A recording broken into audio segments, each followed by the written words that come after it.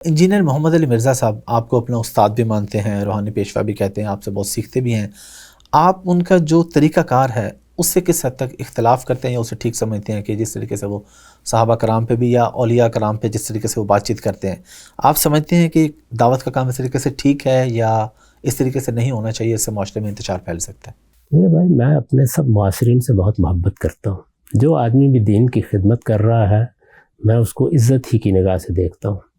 جن چیزوں سے مجھے اختلاف ہوتا ہے ان کو میں شائستگی کے ساتھ بیان کر دیتا ہوں، اور وہ چند ہی چیزیں ہیں. میرا ایک خاص منہاج ہے. میرے نزدیک ہمارے معاشرے میں کچھ لوگ سلفی منہاج کو اختیار کیے ہوئے ہیں، کوئی فقہ و تدبر کا منہاج اختیار کیے ہوئے ہیں.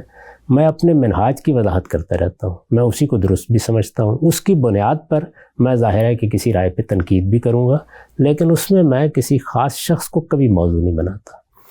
ایسے ہی بات کیسے کرنی چاہیے، اس کا اسلوب کیا ہونا چاہیے، اس میں آپ جانتے ہیں کہ میں بارہا یہ کہتا رہتا ہوں کہ محبت کا طریقہ اختیار کریں، احترام کا طریقہ اختیار کریں.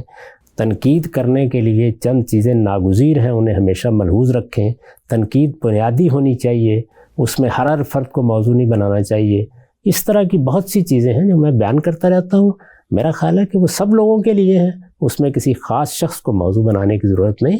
میں ان سے بھی بہت محبت کرتا ہوں، ان کی بہت عزت کرتا ہوں. جو لوگ سوال کرتے ہیں، جس طرح کہ ہم نے ماشاءاللہ آپ کے اندر دیکھا کہ آپ نے سوال کرنے کی کھلی اجازت دی، اس طریقے سے کیا اجازت ہونی چاہیے کہ آدمی کے ذہن میں جو بھی سوال ہے، خواہ وہ شریعت کے خلاف ہے، اسلام کے خلاف ہے، ایون صحابہ کرام کے خلاف ہے، تو سوال کی گنجائش ہماری شریعت دے دی کہ آپ کچھ بھی پوچھ سکتے ہیں؟ سوال کرنے کا ہر شخص کو حق حاصل ہے. سوال میں کیا خرابی ہے؟ سوال ہی سے علم بڑھتا ہے.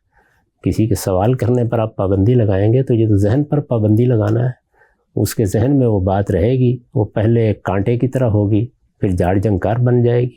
علماء کا کام یہ ہے کہ وہ سوالات کو سنیں، بلکہ اس کی حوصلہ افزائی کریں. لوگ اپنی بات کہیں تاکہ ان کو مطمئن کرنے کے مواقع پیدا ہوں. ہماری نوجوان نسل، ہم بہت سارے لوگ دیکھتے ہیں کہ الحاد کی طرف جا رہے ہیں، خدا کے وجود سے انکار کر رہے ہیں، اور اس میں کوئی دو رائے نہیں ہے. ماشاءاللہ آپ کی اس میں بڑی خدمات ہے. لوگ آپ سے آ کے ہر طرح کے سوال پوچھتے ہیں اور ریورٹ بھی ہوتے ہیں. بہت سے لوگوں کو ہم خود بھی جانتے ہیں ایسا ہوا. ایک تو اگر کوئی بندہ انکار کر دیتا ہے، مسلمان ہونے کے بعد مرتد ہو جاتا ہے، اس کی کیا سزا ہے؟ جو سزا ہمیں بتائی جاتی ہے کیا وہی سزا ہے؟ اور ان لوگوں کو کیسے دین کے قریب لایا جا سکتا ہے جو بالکل خدا کے وجود کے انکاری ہو گئے ہیں؟ اب ہمارا تعلق سب لوگوں سے دعوت کا تعلق ہے. ہم اپنی بات کہیں گے، ان کے اشکالات دور کرنے کی صحیح کریں گے، دین کی شرح و وضاحت کرتے رہیں گے. ہر شخص نے اپنا فیصلہ خود کرنا ہے. اس پر دین میں بھی کوئی پابندی نہیں لگائی گئی. اللہ تعالیٰ نے اعلان کر دیا ہے کہ دین کے معاملے میں کوئی جبر نہیں ہے. جس کا جی چاہے وہ اللہ کا شکر گزار بندہ بن کے رہے، جس کا جی چاہے وہ کفر اختیار کر لے. اما شاکر و اما کفورا. اس کی کوئی سزا مقرر نہیں کی گئی. نہ اس طرح کے معاملات میں جزا و سزا کی بنیاد پر لوگ صحیح راہ پر آتے ہیں. دعوت کا تعلق محبت کے ساتھ تعلیم کا تعلق قائم کرنا چاہیے.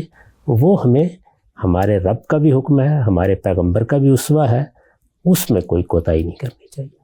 ایک آدمی نے بڑی دیر سے آ کے نماز پڑھنا شروع کی، یعنی 20 سال میں یا 25 میں، 30 میں، 40 میں، اب اس کی پچھلی نمازوں کا کیا حکم ہے جب سے وہ بالغ ہوا ہے؟ اگر تو معاملے کی نوعیت یہ تھی کہ اس کو دین کا شعور ہی نہیں تھا، اللہ تعالیٰ نے اب اس کو توفیق دی، دین کی طرف آیا، تو میں اس کو بالکل ایسے ہی دیکھتا ہوں جس طرح سے لوگ اسلام لاتے تھے. وہ تجدید ایمان کرے، اللہ کو یاد کرے، اب نماز پڑھنا شروع کر دے اور کوشش کرے کہ نوافل کا زیادہ سے زیادہ اہتمام کرتا رہے. یہی کافی ہے. بہت شکریہ غامدی صاحب آپ کے وقت کا، اور بڑے جو میرے ذہن میں سوال تھے میں نے آپ سے پوچھے.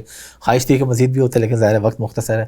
آخر میں آپ امت کو اور خاص طور پہ نوجوان نسل کو کیا پیغام دینا چاہیں گے؟ وہی جو میں ہمیشہ کہتا ہوں، اپنے اندر شائستگی پیدا کریں، ایک دوسرے کے ساتھ احترام کا رویہ رکھیں، لوگوں کے اختلافات کو گوارا کریں بلکہ ان کا استقبال کریں. یہ اختلافات ہیں جن سے علم میں ترقی ہوتی ہے. ہمیں علمی فضا پیدا کرنی چاہیے. دوسروں کی نیتوں پر حملہ کرنا، ان کے محرکات طے کرنا، ان پر منافقت کے فتوے لگانا، یہی وہ چیز ہے جو اس امت کے لیے سخت نقصان دہ بلکہ ہلاکت تک پہنچانے والی بن گئی ہے. یہ سب اللہ کے پیغمبر کے امتی ہیں، اور اس میں جو علماء ہیں، خواہ وہ کسی بھی نقطہ نظر کے وہ سب ہمارے علماء ہیں. اس کے سب ائمہ ہمارے ائمہ ہیں. ہم سب کی عزت کریں گے، سب کا احترام کریں گے، اختلافات پر گفتگو کریں گے، اپنی بات شائستگی کے ساتھ کہیں گے. یہ روایت ہمیں قائم کرنی چاہیے. میرے نزدیک اگر یہ روایت آپ قائم کریں گے تو آپ دیکھیں گے کہ ہزار اختلافات کے باوجود یہ امت اپنی وحدت کے ساتھ دنیا کے سامنے کھڑی ہوگی۔ بہت بہت شکریہ۔